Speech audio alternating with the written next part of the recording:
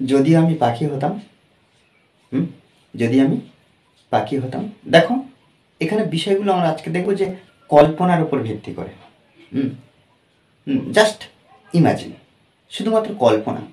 হ্যাঁ, কল্পনার উপর ভিত্তি করে, অর্থাৎ যদি পাখি হতাম, যদি রাষ্ট্রপতি হতাম, এই বিষয়গুলো আমরা যদি দেখি, তখন আমরা কি করব দেখো, এখানে আমি একটা বাক্য ট্রান্সলেট করবো, তাহলে একটা বাক্য ট্রান্সলেট করার পরে প্রত্যেকটা বাক্য একইভাবে একদম সহজ, easy structure of English sentence, English sentence.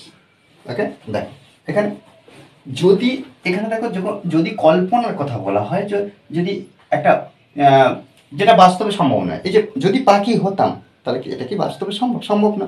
এই ধরনের বিষয় যখন হবে, আমরা কি দেখবো না, I wish, I wish, I were a bird. দেখো এখানে কি লিখলাম, I wish, I wish, I were a bird. যদি আমি পাখি হতাম, তার ইচ্ছা, কল্পনা কি না পাখি হওয়াটা। দেখো আমাদের মনের মধ্যে একটা প্রশ্ন আছে, আয়ের পরে এম বসে অথবা পাস্ট টেন্স হলে ওয়াজ বসে, কিন্তু এখানে ওয়্যার কেন বসেছে, এটাই প্রশ্ন। এখানে আমরা যখন এই যে কল্পনা, যেটা বাস্তবে সম্ভব নয়, হ্যাঁ, বা অন্য কিছু হয়ে, মানে আমরা মানুষ বা অন্য কোনো প্রফেশনে, আরেকটা প্রফেশন যদি হতাম, আমি দেখা যায় আমি আই এম এ টিচার, না এখন আমি টিচার, কিন্তু আমি ইচ্ছা প্রকাশ করতে যদি ডাক্তার হতাম, তাহলে আমার তো সেটা সম্ভব নয়। সেক্ষেত্রে যদি কল্পনা কোনো বিষয় থাকে, এই যে আয়ের পরে সবসময় ওয়্যার হবে, শুধুমাত্র এই ক্ষেত্রে।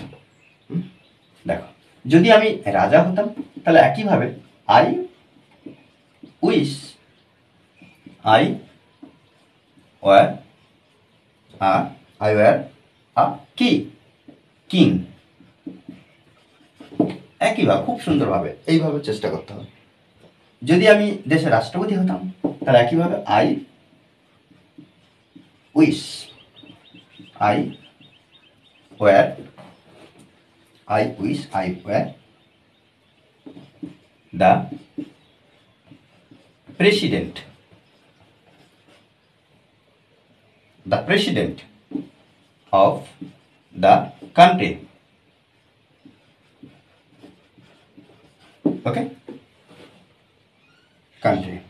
তারপরে কি, যদি আমি ডাক্তার হতাম, তাহলে এখানে যদি একইভাবে, তাহলে I wish, I were a doctor.